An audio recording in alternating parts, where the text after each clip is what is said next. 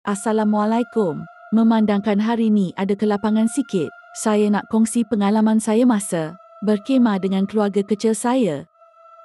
Selepas negara dilanda COVID dengan pelbagai kawalan dan sekatan yang memaksa kita berkurung di rumah, sememangnya bila kerajaan melonggarkan kembali sekatan, ramai orang teruja dan mengambil kesempatan untuk bercuti dan berlibur. Kami sekeluarga tak terkecuali.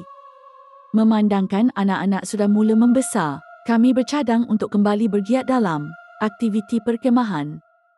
Kami rasa ini masa yang sesuai untuk mula memperkenalkan anak-anak ke dunia aktiviti luar yang dekat dengan alam semula, jadi sekaligus melatih mereka untuk jadi lebih lasak, kurang sikit menghadap gadget. Kami memilih tepi pantai sebagai lokasi perkhemahan keluarga kami yang pertama. Anak-anak sangat teruja bila kami sampai ke lokasi. Kami memilih untuk berkhemah bukan pada hari Minggu, jadi pengunjung yang turut berkhemah boleh dibilang dengan jari. Seingat saya, cuma ada satu saja kumpulan pemuda dan pemudi yang turut sama berkhemah pada hari itu. Selesai mendirikan khemah dan menyediakan semua kelengkapan, memasak, persalinan dan tidur, kami sekeluarga menghabiskan masa di pantai. Seronok anak-anak memandangkan setelah sekian lama berkurung, mereka dapat bermain pasir dan laut kembali. Sedang Ralid memerhati anak-anak bermain, saya terpandang ke arah kumpulan anak muda yang turut berkhemah di situ. Mereka berkumpul dan duduk di dalam bulatan di pesisir pantai. Semuanya saling berpegang tangan sambil menutup mata. Ada butir suara, namun kurang jelas sebab jarak yang agak jauh, ditambah pula deru angin dan ombak, membuat saya tak dapat mendengar dengan jelas. Saya tidak mempedulikan mereka dan kembali fokus kepada keluarga saya. Seusai solat Isya, kami sekeluarga duduk mengelilingi unggun api kecil sambil berbual dan menikmati makan malam. Suasana begitu hening, kumpulan anak muda tu tidak kelihatan di kawasan khemah mereka. Mungkin mereka bersia-sia di tepi pantai. Dah, cepat makan. Sudah makan ni nanti semua masuk rehat dalam khemah. Tadi penat main laut kan? Tiba-tiba dengan tak semena-mena, suami saya menggesa anak-anak untuk segera menghabiskan makanan mereka dan masuk ke khemah. Anak-anak merugut sekejap sebab dalam perancangan, sepatutnya selepas makan, ada sesi cerita hantu sambil duduk di keliling unggun api. Saya pun turut keheranan. Masih awal lagi untuk tidur, pukul 10 pun belum. Kenapa bang? Suruh je berbudak masuk dulu, nanti abang cakap. Nasib baik sebab keletihan perjalanan jauh, membantu memasang khemah, bermain air laut. Semua anak-anak bergelimpangan tidur dalam masa yang sekejap. Tak sampai 10 minit jejak kepala ke bantal, semuanya terus belayar. Saya duduk berbual dengan suami di depan khemah sambil menikmati biskut kering yang dicicah dengan kopi panas. Kenapa tadi bang? Saya membuka bicara. Abang nampak berbola api melintas kat arah pantai tadi. Lepas tu abang rasa macam ada angin sejuk lain macam lalu kat belakang abang. Tu yang abang rasa tak sedap hati. Nak biar anak-anak duduk luar lama-lama. Suami saya memang agak sensitif dengan benda-benda halus ni. Kami terus berbual sambil menikmati suasana malam yang ditemani bunyi ombak. Hampir ke pukul 12, penjaga kawasan perkhemahan itu, saya panggil Khadijah sebab lupa dah nama dia, singgah ke tempat kami untuk memeriksa keadaan kami. Alang-alang tak ramai pengunjung yang berkhemah, Khadijah ikut serta kami mengopi sambil berborak kosong. Tiba-tiba, terdengar jeritan lelaki dari khemah kumpulan anak muda tersebut. Jeritan tu kedengaran macam orang dalam kesakitan. Suami saya dan Khadijah segera berlari ke sana. Saya terlihat seperti ada satu pecutan cahaya menderu keluar dari salah satu khemah mereka dan menuju ke laut. Suasana menjadi kecoh tiba-tiba. Saya menjengah ke dalam khemah untuk memeriksa anak-anak. Sekelumit pun tidak bergerak. Mungkin terlalu letih hingga tiada bunyi yang dapat mengganggu tidur mereka. Saya meninjau ke kawasan khemah kumpulan tersebut. Kelihatan beberapa orang sedang bergelut di luar khemah. Sudah. Line telefon dah lah tak ada. Kalau ada kecemasan ni, mengharapkan telefon satelit kada tu je. Saya bermonolog.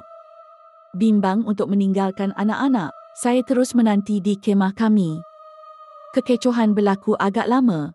Jam menunjukkan sudah hampir ke pukul 3. Suami saya kembali ke kemah kami, tapi kekecohan itu walaupun beransur reda, tapi belum berakhir. Sekali-sekala terdengar jeritan amarah seorang lelaki. Dari arah kemah tersebut, terdapat 3 orang gadis mengekori suami saya. Kembali ke kemah kami, kelihatan seperti mereka begitu kusut dan keliru. Yang, tolong berikan air untuk berbudak ni Yang. Tunggu sini dulu. Sementara Kadir tolong iktiharkan, tolong kawan korang tu. Memang dasar makcik kepoci. Saya cuba mengorek apa yang terjadi dari mereka. Salah seorang gadis itu, Aina berkongsi cerita. Mereka adalah sekumpulan pelajar universiti yang terkandas disebabkan oleh Perintah Kawalan Pergerakan. Memandangkan masing-masing tidak lepas untuk pulang ke kampung halaman masing-masing. Mereka mengambil keputusan untuk mencari ketenangan dengan berkhemah. Mereka merangka beberapa aktiviti spiritual seperti bermeditasi untuk mencari ketenangan. Mungkin apa yang saya lihat di tepi pantai petang tadi adalah salah satu aktiviti meditasi mereka. Semasa meditasi, salah seorang rakan mereka, Yusof, telah mengajar mereka satu dikir untuk mereka sebutkan semasa bermeditasi untuk tambah suasana. Yusof ni lebih kurang macam ketua kumpulan mereka lah, sebab dia yang paling tua. Saya tak ingat secara terperinci dikir tersebut, tapi kandungannya seperti mantra memuja semangat laut. Mereka telah bermeditasi sambil mengulang-ulang dikir tersebut di tepi pantai sepanjang petang hingga membawa ke malam. Aina memberitahu, mereka hanya pulang ke kemah mereka sekitar pukul 9 untuk makan malam dan berehat. Yusof, pemuda yang menjerit-jerit tu, pada mulanya kelihatan biasa ketika mereka menikmati makan malam. Mereka rancak berbual, berbincang perancangan mereka untuk keesokan hari. Namun semakin lama, Yusof semakin menyepi. Rakan-rakan lain tidak menegur kerana menyangkakan yang Yusof keletihan. Tiba-tiba, si Yusof ni melompat dan membuka bunga silat. Terkejut semua orang sebab habis berteraburan makanan mereka di sepak si Yusof. Salah seorang rakan mereka, Radi, telah diterajang hingga tercampak. Boleh tahan tenaga Yusof sebab tubuh Radi bukannya kecil, besar dan tegap. Itu pun boleh tercampak diterajang oleh Yusof yang tubuhnya berkali ganda melidi berbanding si Radi. Jeritan Radi yang kesakitan itulah yang menarik perhatian kami awal tadi. Selepas itu, Kadir dan suami saya muncul untuk membantu. Suami saya cuma memerhati dari tepi sebab dalam 3 hingga 4 orang juga yang bergelut cuba mematikan langkah Yusof. Melihatkan keadaan Yusof yang semakin mengganas, Kadir membuka langkah, dipeluk, diangkat dan dibantingnya tubuh Yusof ke tanah. Yusof mengelupur sebentar dan terdiam. Cepat ikat dia. Kadir mengarahkan rakan-rakan Yusof mengikat Yusof ke kerusi, sementara dia masih agak keliru akibat dihempas ke tanah. Bang, boleh bawa anak-anak dara ni pergi kemah abang? Risau pula kalau apa-apa tersinggah kat diorang ni. Budak lelaki pun lembik saya tengok kena terajang. Ini kan pula budak perempuan. Budak ni macam tak okey lagi ni. Takut sekejap je diam dia ni. Kadir meminta suami saya membawa gadis-gadis itu ke kemah kami.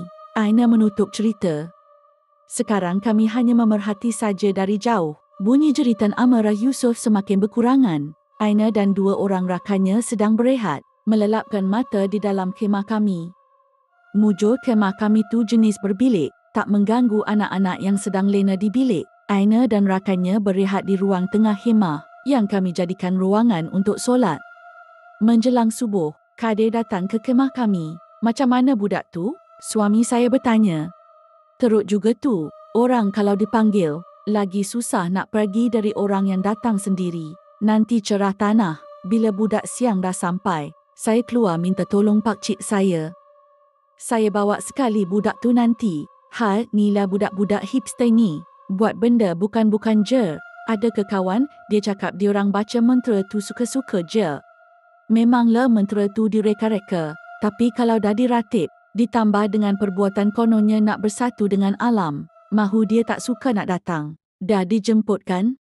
Nak perbaiki jiwa konon. Buatlah tahajud ke, qiyamul ke. Ini dok meratib memuja semangat yang bukan-bukan. Kadir mengeluh. Pagi tu, bila Aina dan rakannya kembali ke kemah mereka dan anak-anak selesai bersarapan, Kami terus berkemas untuk pulang.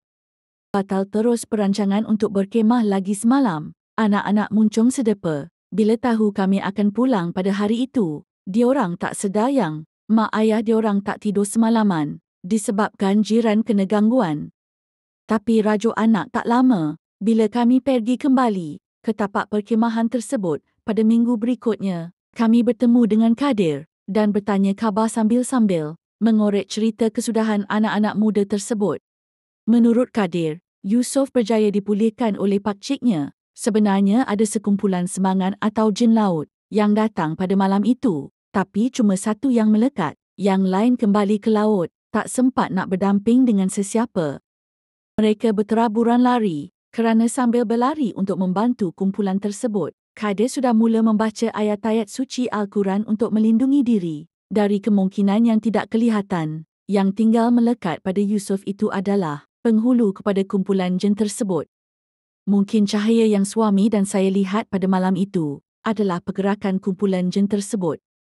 Pengajarannya di sini, janganlah kita menghampiri perbuatan yang memuja makhluk selain dari Allah, walaupun kononnya untuk suka-suka. Jika jiwa kita rasa kosong, tak payahlah buat benda pelik-pelik semata-mata nak mengubati jiwa, kembalilah kepadanya. Semoga pembaca dapat manfaat dari perkongsian saya. Terima kasih. Cerita Seram Rakyat.